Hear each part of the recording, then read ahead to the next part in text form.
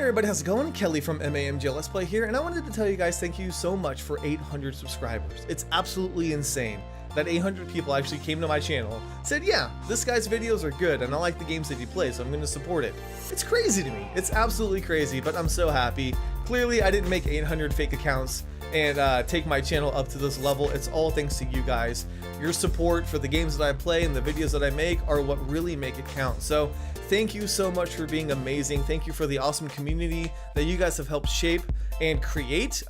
It's just so much fun to come home and look at all the comments and the messages and just respond to everybody and, you know, see how everybody's having fun. It's just amazing to me. So it's really only possible because you guys make it happen, but I don't want to make it sound like it's too much of the same video, because I do feel like I say that a lot in these celebration videos. So instead of doing something like I did last time where I talked about the channel and how I film my videos, even though now this setup's entirely different because I'm in a different apartment, I figured I would do a video that lets you guys know some fun facts about me. Hopefully this isn't too self-centered. I didn't know what else I could do. I thought about doing like a Q&A session, but I wasn't sure when I'd be able to post that, because I'd be like, oh, we're coming up on 800, like let's do this. And it seemed kind of self-centered, so I guess I'm going to be even more self-centered and just pick some stuff that may be interesting or that you guys may find interesting, and we can go from there. We can do a Q&A thing if you guys want to, but let's go ahead and cover the basic stuff. So first off, I was born on May 22nd, 1985. So if you guys want to do the math, that means I'm 31 years old. Yes, I do not look, act, or feel 31, but the numbers don't lie. That is what it is, so I just have to deal with it. Now, at the same time, what's interesting about the actual day I was born, or where I was born, I should say, is the fact that I was born in an apartment complex. I wasn't born at a hospital like most people. There's not really any rhyme or reason to that. I guess I was just impatient, because I got taken to the hospital afterwards, but for whatever reason, I was just like, nah, I'm cool, I like this place, I'm gonna hang out here. And so I was born in an apartment. I'm sure my parents were thrilled by that. But by the time my little brother got born, or was born, he was taken to the hospital a few days earlier, or actually my mom was taken to the hospital. I guess he was too, because, you know, she was pregnant with him. Things aren't really sounding the way I want them to.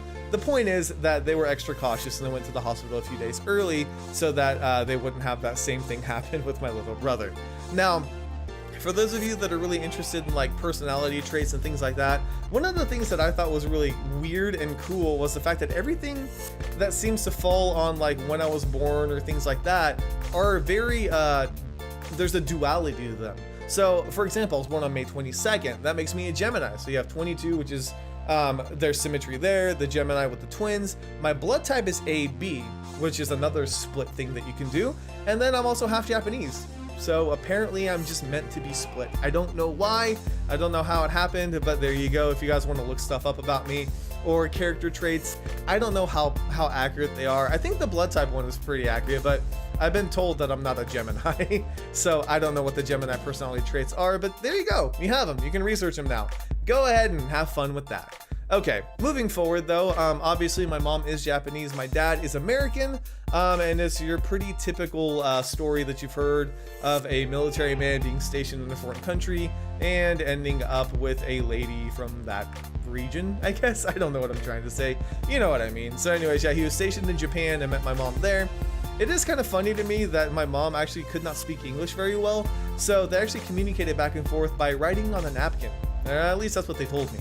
They could have also stolen that from a drama and I would never know, but that's what they told me, at least, was the fact that my mom was trying to be an English major or like a communications major, but they only focus on reading and writing, not speaking, which is true for a lot of foreign exchange students. They focus on the reading of it, you know, making sure you're able to write it and stuff, but they don't have a lot of speech tests, at least not from what I've seen. So anyways, that's what I've been told. I do have one younger brother that I have mentioned a few times on the channel itself. He is an aspiring rapper, which is very interesting, to say the least. Me and my brother, we're so opposite. He's 4 years younger than I am, but we are completely opposite when it comes to pretty much everything besides our sense of humor, I think. Anyways, I'll leave a link in the description so that you can check out his channel if you want to. He raps in Japanese and English. It's very interesting, to say the very least. Okay, so what else can I talk about me? I don't know what to do about these things. It feels so weird to talk about myself. Since my mom was a stay-at-home mom, I grew up as a Japanese child more than I did an American child. A lot of the TV shows that I watched were from VHS tapes that my grandma in Japan would tape for us and then send them over. So like I watched like Power Rangers, Ultraman, like a Japanese version of Sesame Street. There's a couple shows like that. So yeah, I pretty much grew up as a Japanese kid, and then once I started playing with kids in my neighborhood or started going to school, that's when my English kind of started getting caught back up to where it needed to be. But as a kid, I really grew up as a Japanese kid. I remember buying a ton of Super Nintendo games back in the day, and we would have to cut the cartridges with like a razor cutter so that it would fit in the American one, because the American cartridges were square and the Japanese ones were rounded. So we had to drill holes and cut them. Well, my dad did most of it, but every time we went to Japan and come back with a huge haul of video games, he looked so bummed because he had to spend so much time cutting the notches out of each and every one of those. But I do appreciate it, because that's how we got to where we are now. You know, I'm this type of cultural being, I guess. Like I got to play a bunch of different games that never got released in the US. Now it's a little bit different with the region coding and stuff, but back then it was just an easy fix. You know, you didn't have to do too much to get it to work. All right. Anyways, as you guys can tell, I'm pretty much very into, or I was very into anime. I'm not so much now because I don't have as much time. But when I was in high school, I was all about anime, which it was very different because it's not as big then as it is now. Like, you can't walk around now without bumping into anybody who knows anime. But when you're in a small town in Kansas in like the early 2000s, they barely had any English translated books. So a lot of it was just me carrying a bunch of comics, which, I mean, you guys can see there's some there. Just a few of them that I've had. I had so many more comics when I was younger. I would buy them by the freaking boatload. I would buy just books, like entire series, and then take them with me, because I wouldn't know if I'd be able to finish it if I just bought like the first 5 or 10. So I would buy the whole series of anything, like Yu-Gi-Oh, Detective Conan, which is still going. But yeah, I would just buy everything and anything that looked interesting and just take it all home and read it. So it was very crazy, to say the least. But when I was in high school, nobody really bothered me too much about it. They were just like, why is your book backwards, or why is it in Japanese? But nobody really knew, I think, what anime and manga was back then. Nowadays, if I did that, if I took a comic with me to a school, I'm pretty sure I would get ambushed. People like, oh my god, is that a raw version of Dragon Ball or whatever it is? I don't know what kids say these days. Who knows? But the point is, it was a very, very different time, and it's very interesting to look back and see how different it was when I was in high school compared to now, where people can watch anime online and stream it. You know, I remember a friend of mine had VHS tapes that I have no idea where he got them from, of Initial D, and they were Japanese with English subtitles, and that's what he used to watch them. And I could go online and buy like a DVD box set from eBay or something like that and just watch it with that, because even if the Chinese subtitles that were on there were awful, it didn't matter to me. I could watch it just fine, so it wasn't a big deal. But everybody else, they had to scramble for their anime. You guys have it easy now. You can watch Danganronpa 3 the day it comes out, an hour after it comes out at least. So yeah, it's a good time to be alive, especially if you're an anime fan. Okay, I don't know what else I can really talk about. I did go to Wichita State University and got a degree in English before moving to Minnesota and living there for a couple years, and then coming down to Georgia, which is where I am now. When it comes to actually my current life right now, I do work at a retail store in the electronics department for the most part, because obviously YouTube isn't like paying my bills at this point. It's just something I do for fun. But I think if we can get some more momentum and I can do it, you know, as a actual job, then I'll be able to put more time into it and play more games, do streams, things like that. So we'll see where things go in the coming years, and maybe we can actually take off that whole working in the outside world type thing. But other than that, there's not really anything else I could think of that you guys may be interested in. I have been to Japan several times, but the last time I went was in 2003, which was, I think, my senior year of high school. Yeah, was when I went. And then after that, it's just been hard to save money to go out of country. Even if you can save the money for the ticket, it's like being away from work for 2 months and paying for an apartment and things like that. A little tough. So I haven't been able to do that, but hopefully one day I will be able to go back and maybe take you guys along with me and do a vlog or 2 or 3 or whatever it is and show you guys around. That would be a lot of fun. I would definitely love to do that. Other than that, if you guys are interested or curious if I'm in a relationship, I am.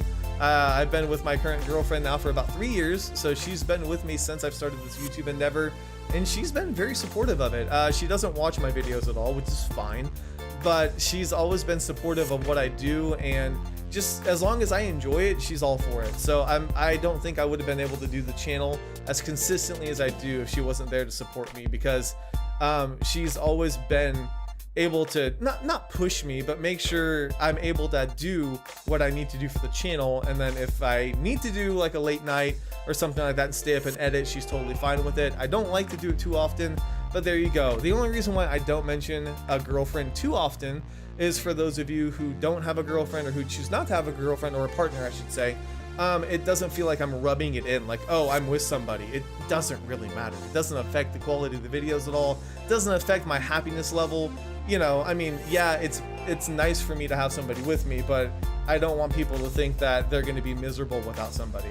So that's just my take on it, and that's why I don't do it. I guess the only other thing I could think of that people might ask, depending on about my personality and quirks, is why I don't cuss. And I'm sure some people think it's like a deep underlying meaning of, you know, oh, he doesn't cuss for these reasons. It's really, I'm just too good of a kid, and I listened to everybody when they said, no, don't do that. So I didn't. That was it. They're like, don't drink, don't smoke, don't cuss. And I'm like, okay, I won't. And even when I turned 21, I went to a theme park. I was like, I'm not gonna drink. Like, I've heard people have terrible times when they drink, and just bad stories, you know, and if I've done it for 21 years without it, then why do I need to start it now? That was my take on it, but I'm not gonna judge people for what they do. Like, if you drink, that's fine. If you cuss, cool, I don't care. I watch Game Grumps. They're one of my favorite channels that I watch, and they're completely different from my personality type, but that doesn't mean I don't enjoy them. I just feel like it's a lot more fun to work your way around cursing, because cursing is everywhere now. So like, if you try to work your way around it, sometimes it's a lot more fun, and you have a lot more interesting of an outcome. But anyways, I think that's it. I feel like I've thrown in a lot of information in a very short span of time, so I'm gonna go ahead and shut up. But if you guys did enjoy this, if you guys do want to do a Q&A session, I may try to figure something out. We could think of like a hashtag or something.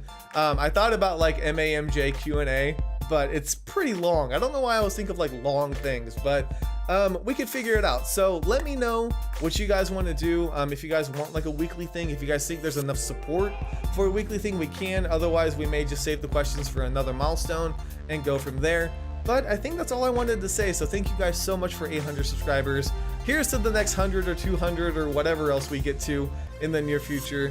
But I really do appreciate it. So we'll get back to your regularly scheduled programming in the very, very short span of time that we have, because I think Hyperdimension Neptunia is going to be coming up later today, and this video is just going to take up the spot after or before Hyperdimension Neptunia. So there you go. There's your one video, and then we'll be back on track. So anyways, thank you guys so much for watching. Let me know if you enjoyed. I'll see you guys on the next MAMJ. When I first started this channel, if you go back to my very, very, very old videos now, you'll see that they're pretty much all martial arts related. Like, I played Sleeping Dogs, or I think the first video I did was like a raid point-and-click game. So that's where it started from. I wanted to do martial arts related games, and they're fun, but there's not really that many of them. So after I kind of ran the gambit of the games that I was allowed to play, or what that, you know, that I heard feedback on and things like that, I decided that maybe I would try horror a little bit. And the reason why I decided to play scary games, besides the fact that, like, you know, everybody on YouTube plays scary games.